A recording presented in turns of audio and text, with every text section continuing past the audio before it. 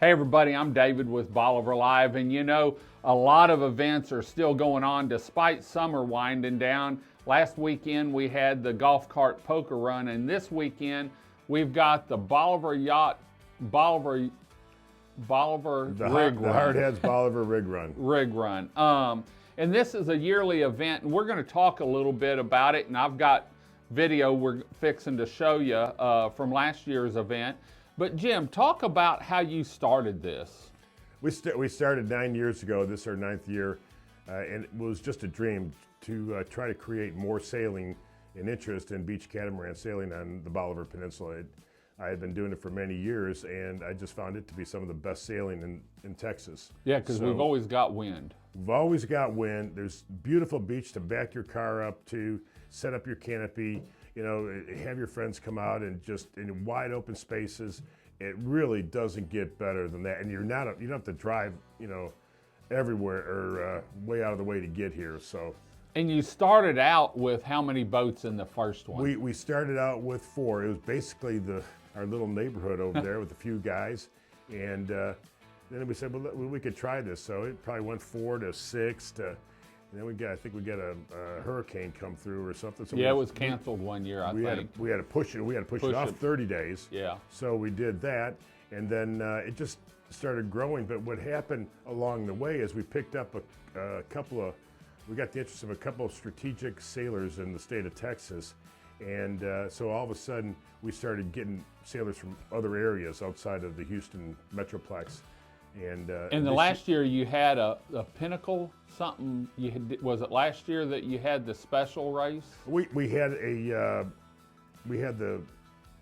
Prindle 50th North American Regatta, and it was the 50th anniversary of the Prindle boat. The Prindle catamaran is probably the second most common beach catamaran out there. Hobie Cat the first? Hobie Cat's probably has more boats on the water. Prindle probably has 2. The folks from NACRA have done extremely well, and you know, as far as performance-wise, they're probably some of the more common ones out there. But this year, I was reading the lineup. How many boats do you have this year so far? Well, I'll tell you, they keep on signing up. Okay, yesterday we signed up our 49th sailor. About a week or so ago, we attracted the 2021 Hobie 16 North American Championship team. And he was in Belgium, what, 3 weeks ago? The little 14-year-old skipper, okay, was in Belgium about sailing. 2 weeks ago. I called my relatives over there and said, look, you need to go check this young fellow out. He was sailing with the daughter of Chris Green, who's also, they're basically Texas sailing royalty, okay? They've competed in that Texas GT 300 for probably 16 years, and John Tomko and Ian, I believe it was Ian. I may be confused with the founder. Okay. But at any rate, they competed for 16 years on the Texas coast, going 300 miles from South Padre all the way to Galveston. So now you're attracting some royalty or some people that race all over. All over. We've got Scott Tuma, who came onto the scene a few years ago, and he is out sailing probably 5 nights a week in Galveston. Sails out of the yacht club there, on a number of different sailboats, and it's with the Texas City Dike Yacht Club, and that's where everybody in the Houston Metroplex goes to sail because of the conditions there. They've got the long dike. The surf is protected from the waves, so it's a flat surface, perfect for for Hobie Cat sailing. But you sail in the Bay Area, and they do real well there. What's weather looking like this weekend? I hadn't looked. Well, I tell you what, it looks like it's lining up. I think the brutal heat wave is kind of trying to settle down a little bit. We've got a high pressure on us. Yeah. But what it's doing is it's keeping the winds appears to be extremely stable. Yes, last night I was out there. We probably had a 15-mile-an-hour wind at about 5:30. I noticed it picked up. And maybe 1 to 2. They always pick up later in the afternoon, but like a 1 to 2 foot, seas. Okay, and which is once you get outside the surf, you're fine. So it's very workable. The early forecast for Saturday is like about 11 to 12, which is ideal for what we're doing off the beach. Yeah, and y'all started out the rig run, which was from the beach to the rig and back. And Yes. then, was it last year you came up with, had a second race? You've got one still going to the rig, but you also have one that goes down to the wreck off Retillion Road. Right. So many of the sailors, comments, following the events, said, well, you could probably attract more if we had more time on the water.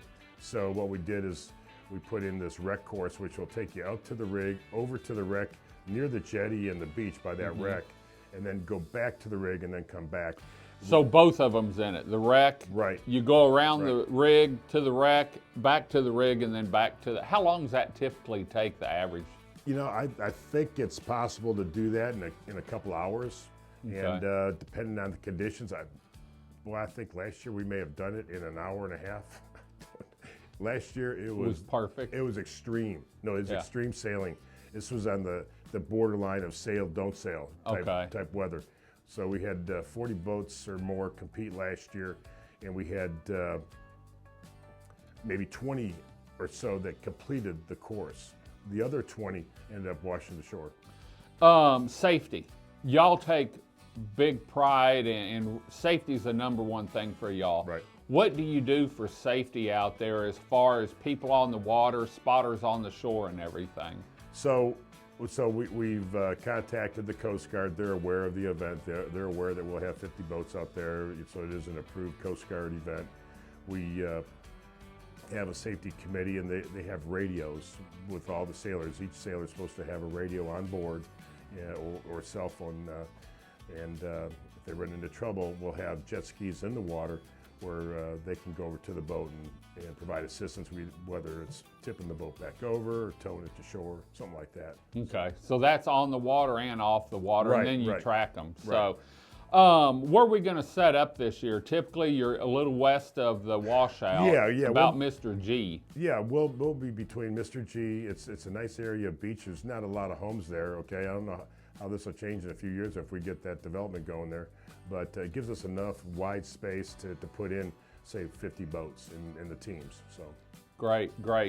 Well, if you're looking for something to do this weekend and you're ready to get out, maybe feel the sand between your toes, bring a pop-up, because it's going to be a hot one this weekend. In fact, I don't see any rain in the forecast for the next 7 days. And come on down Saturday morning, go out and get you a breakfast somewhere, maybe a trip to the big store, and then head down to the beach and set up for the day.